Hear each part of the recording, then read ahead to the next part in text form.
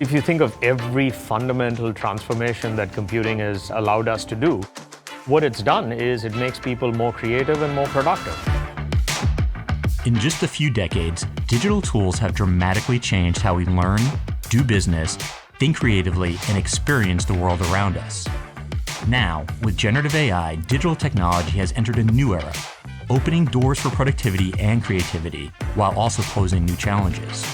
Perhaps few people understand this paradox better than Shantanu Narayen, the chairman and chief executive officer of Adobe, one of the largest software companies in the world with products spanning virtually every stage of the creative lifecycle. As head of Morgan Stanley's US software research, I was eager to speak with Shantanu about how he's leading such a large and diverse organization through this unique period of innovation, and hear what generative AI means for his industry and society more broadly. So I traveled to Adobe's San Jose headquarters, where Shantanu and I talked about how he keeps his finger on the pulse of new technology and why AI promises to enhance human ingenuity, not replace it.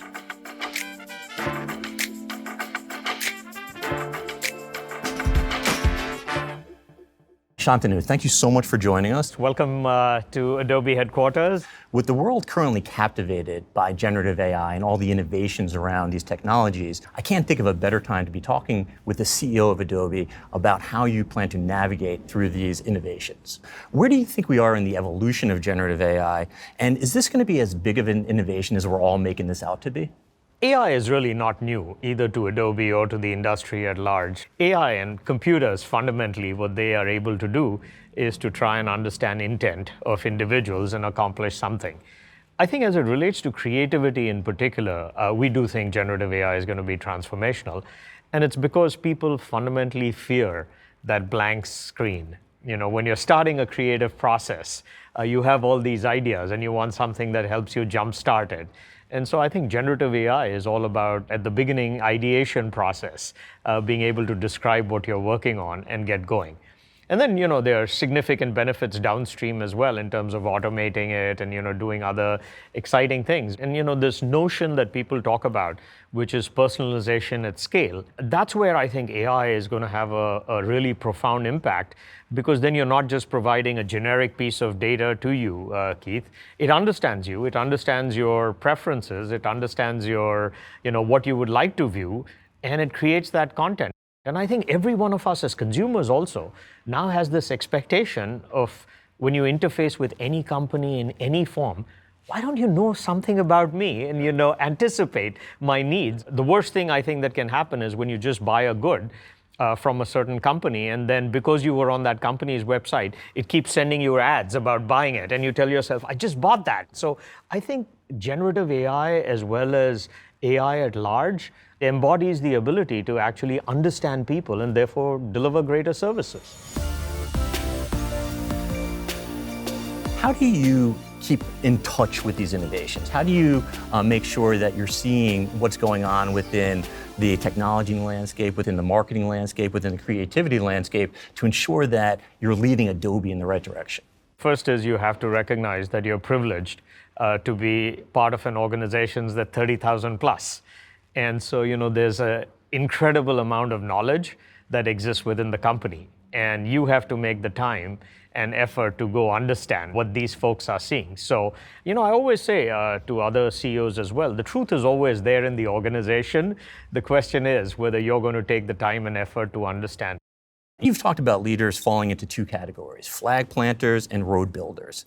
I think what stands out about your leadership at Adobe is your ability to do both. So what have you learned along the way about striking that balance between thinking about the big picture, but also ensuring that the organization is able to execute in those endeavors? I came at it first more from the road building part, but I think increasingly you recognize that in order to hopefully inspire employees, you have to get better at flag plantings. You have to recognize some of them are motivated by hearing about where you want to go and what's the flag planting, whereas others are more interested in, hey, what can I come in tomorrow and do to help move the company's vision forward? Right. And your job is inspiring both those different sets of people.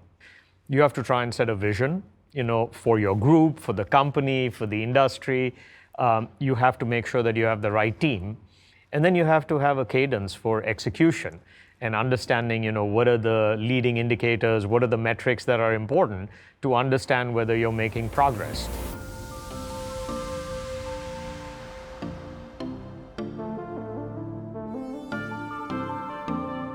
I think one of the things that Adobe is well known for is the innovation that enables you to create new categories and new products. What do you think is unique to the Adobe culture to be that product creator, to be that category creator in the markets that you play in? I think the company has always been focused on saying, how do you build fundamental technology platforms that stand the test of time? And when the company does that, by definition, you also create a culture where it's okay to experiment and for those experiments to not be, commercially successful. I try not to call that a failure because you're still learning a lot from those experiments. And so I think the Adobe culture has always been one of, let's go try. And that's now, hopefully infused with 30,000 people saying, I can experiment at Adobe. And there's no, issue with something that I tried not being commercially successful. What specifically has Adobe done to stay ahead of the curve on this technology cycle? Software has this S-curve. And you have to recognize that a company our size and scale has a portfolio.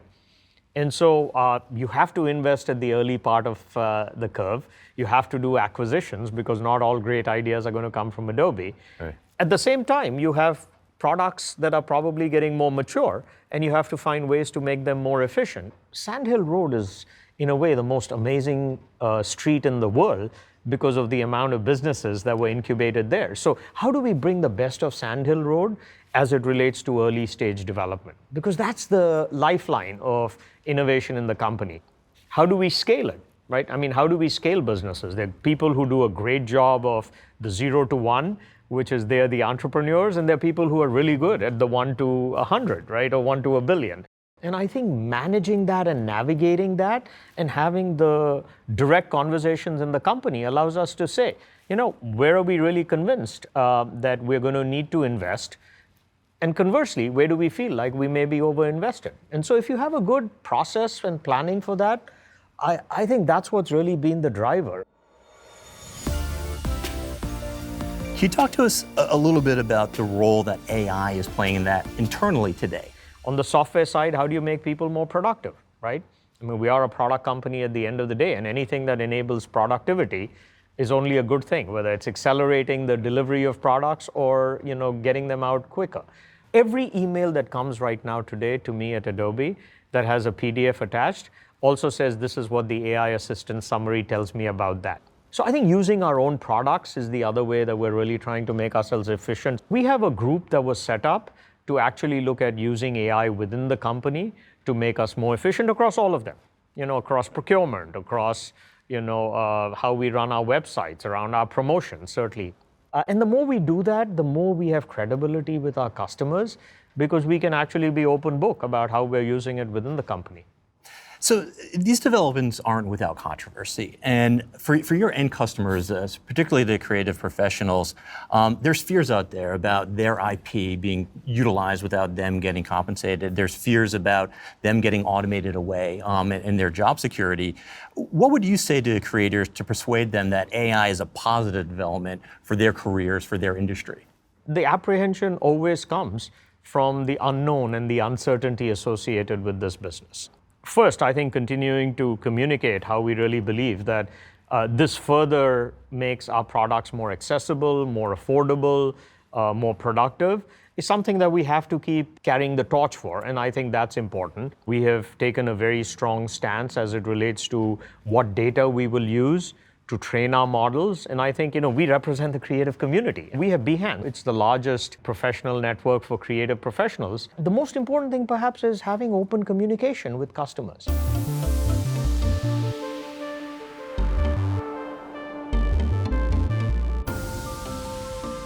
You're a strong believer in that elasticity of the demand, right? If the tools are there, more people will become creative professionals, not fewer. I certainly believe that. I mean, just look at the data, right? Look at the amount of content that's created, whether it's social media sites, whether it's YouTube, whether it's all of these, plus channels that we consume. all information has become electronic. And what that means is the ability to differentiate yourself becomes even more important. Okay. And I think that's only going to continue because you as a consumer demand access to information on your mobile phone wherever you are. And nowadays, even a couple of years ago, you were on a commercial flight, getting Wi-Fi access was perhaps deemed a real plus. Today, if you don't have access to your content when you're on a plane, you're cranky. Where do you think Adobe's role is in helping to ensure that these technologies, these innovations, are used for good and not malicious purposes? We've created this content authenticity. Think of content credentials as a nutrition label. So when you see a piece of content, you can immediately say, who created it? How was it transmitted? What was it changed? In order to really solve this deep fakes, you need multiple players in the ecosystem partnering, Keith. So on the camera side and the chip side, we're thrilled that people, can stamp. When you take a picture with a digital camera, it puts that nutrition label. In all of our tools, we've supported it so that if you edit it, you can again create that digital watermark. We've worked with so many of the distribution companies, the BBCs of the world, the Metas of the world, Microsoft. They've all signed on to continue to carry this provenance. The trick and the last step in that process is the consumer awareness and the consumer's desire to really look at that. When the internet first came along, we were all trained to say, unless you saw that HTTPS, you were not probably going to put your credit card in there, because that was important information. And so that was an education part. And I think we all have a responsibility to tell people, technology can solve the problem of telling you how it was produced. And if somebody isn't willing to stand by their piece of content, then maybe you shouldn't believe it. But I think that last step, is the step that is a work in progress. You led Adobe through a period of transition and change with the evolution of the Creative Cloud. And now we're in another period of transformation. As a leader, how do you manage the fear and excitement that comes through those periods of change, both for employees and customers? I think our job is inspiring people, but inspiring is as much about being aware, of what's on people's minds.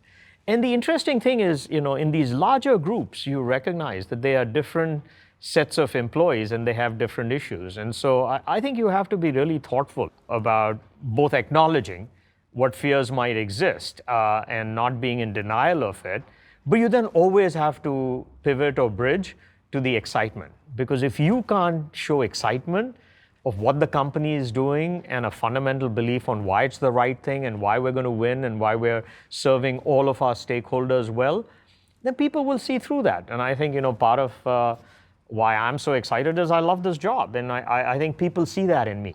And that is my job. But the thing I would say is that's not my job alone. I think leadership's a little overrated in terms of what I do. We have 30,000 people on the front lines doing that every single day. So as much of your job is empowering and inspiring them because they're the ones who are going to carry that message. So through a very remarkable career here at Adobe and as Adobe CEO, you developed a reputation as a great technology CEO. You've also developed quite a reputation on the golf course as being a very good golfer. So I'm curious, if you could play a round of golf with any current CEO, who would that be?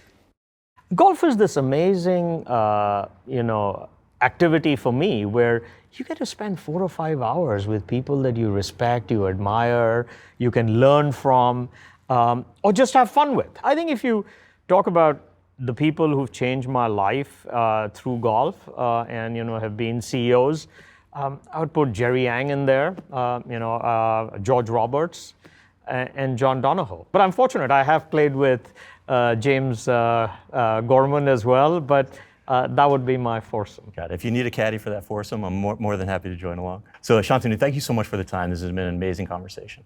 Thanks for having me, and thanks for being here at Adobe.